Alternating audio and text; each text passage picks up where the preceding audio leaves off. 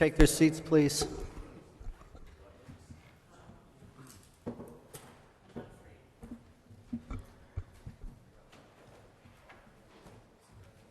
Okay.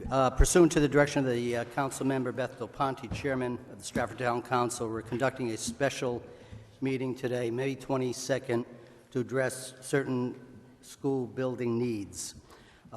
Before we begin, I call the meeting to order. Before I begin, if anyone's interested, the model of the new Stratford High School is in the front for your information. Having said that, Mr. Llewellyn, item number 2. Thank you very much, Mr. Chase. So good evening, everyone. Item number 2, this is the approval of the contracts for the roof replacements at Bunnell High School and Franklin Elementary School. The AIA documentation for these two projects is attached. They're both to be awarded to the same contractor, the Imperial Company Restoration Contractor, Inc., for the purposes of getting things into the record.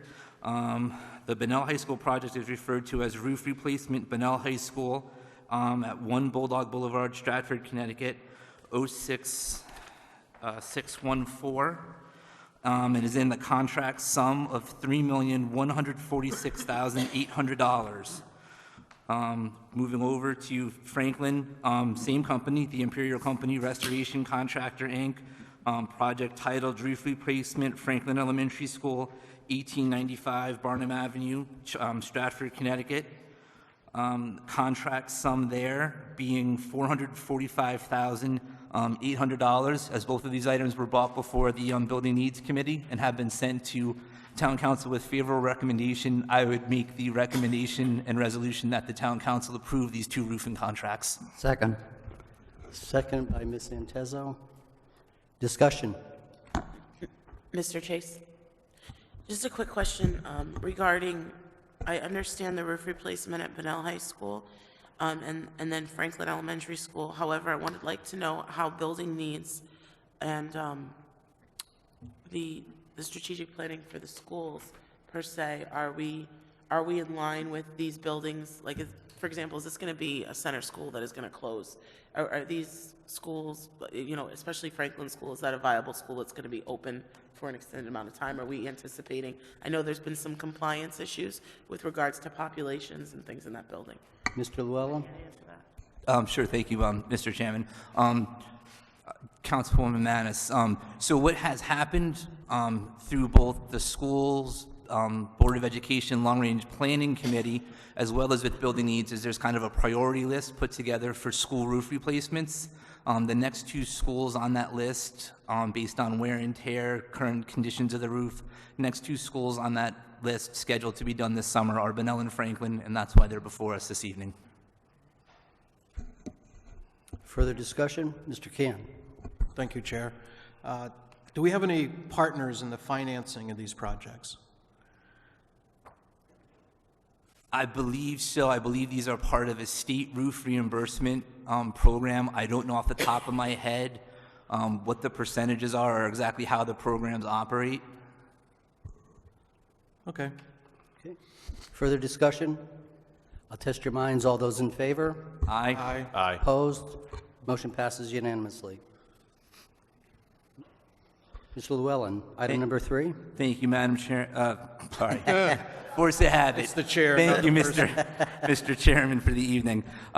So under item 3, I'm going to keep these separated. So referred for action from both the high school subcommittee meeting and the Building Needs Committee meeting held earlier this evening, May 22nd, 2017.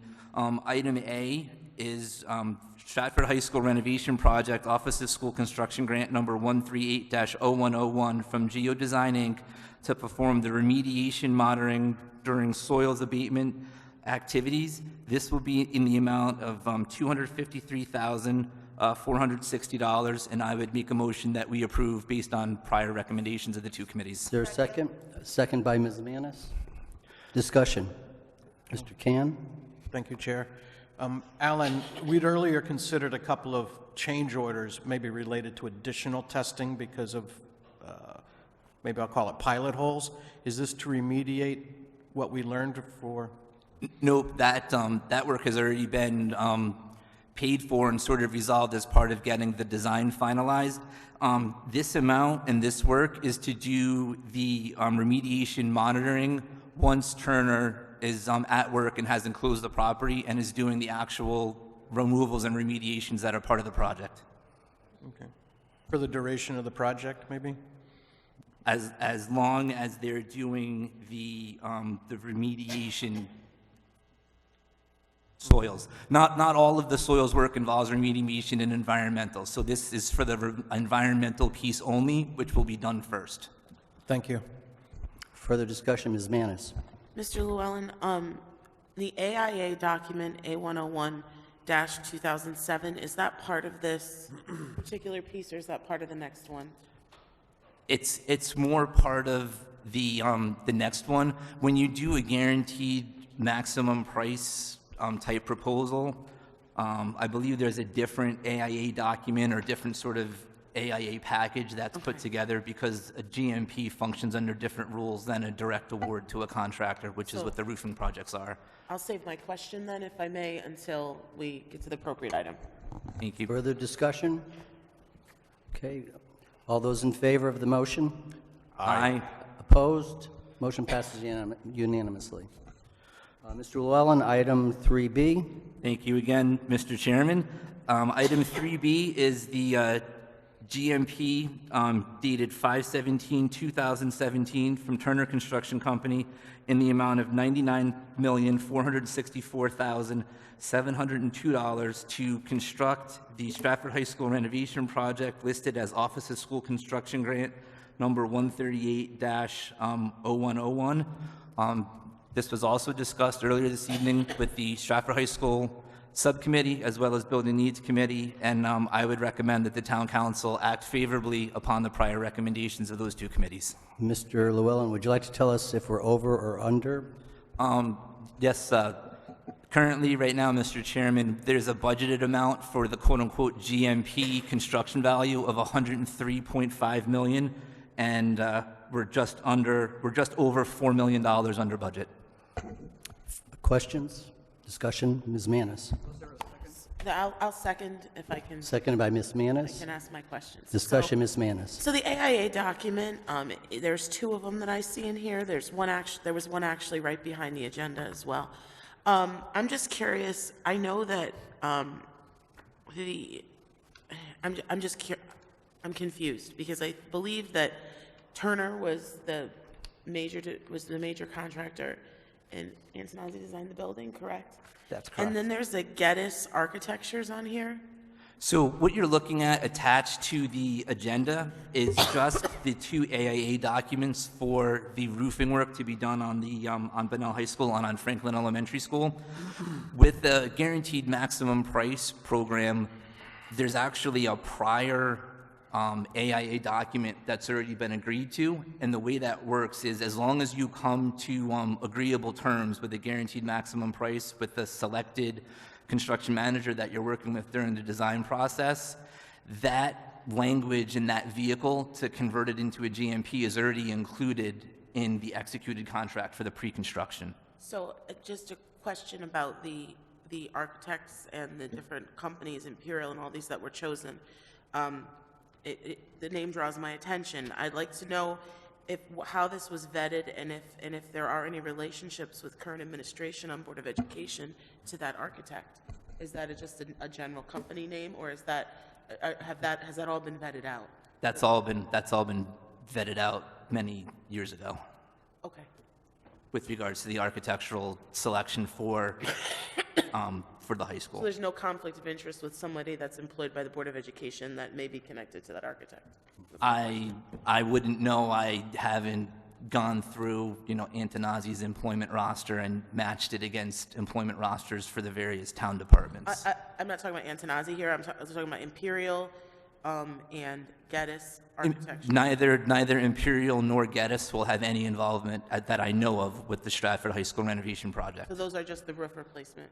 Correct. Okay, and when something, if I can, when something goes through like that, and that there is a process, that there's a vetting process to make sure that these are not, These are not, they're in no way related to employees that are currently part of the system.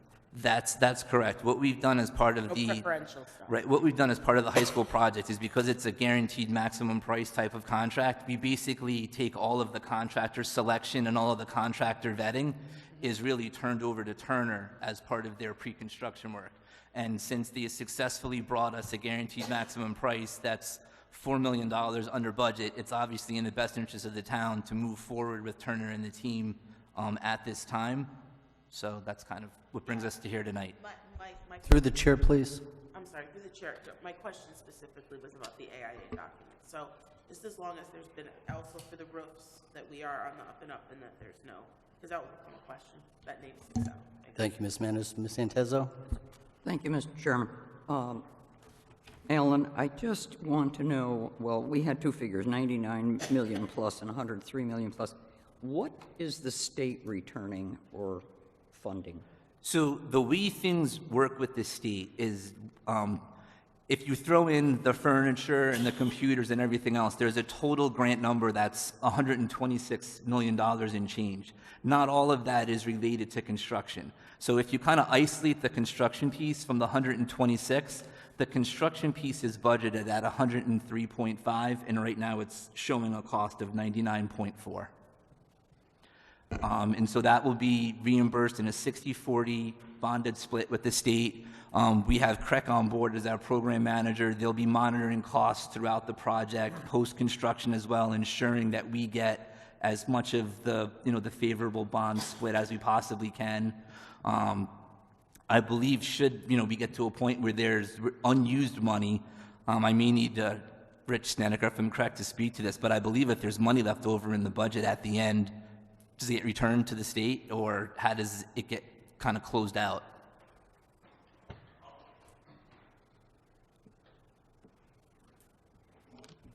Thank you, Rich. Rich Snedeker with Correct Construction. I'm the owner's project manager. You're a project manager on the project. So if there's money left over, well, as the project's moving forward, we have a budget and there's money, let's call it in all various buckets to construct this building. And we know that we're not exactly 100% on each of those buckets. So some are going to be a little higher, some are going to be a little lower. We're going to be able to move stuff around a little bit. With regard to money that's left over at the end of the project, we'll be able to spend that money up to the level of what we told the state we want to construct. We're not going to be able to, suddenly we have $1 million left over, let's put on another 2,000 square feet. That's not possible, okay? But there could be extra fixtures, furnishings, and equipment that we might be able to buy as a result of this. Maybe some things on the Board of Ed's wish list that we didn't have, we weren't sure we had room for. Does that answer your question? Yes. Okay. Thank you, Mr. Snedeker. Is there any further discussion? Mr. Can. Thank you, Chair. A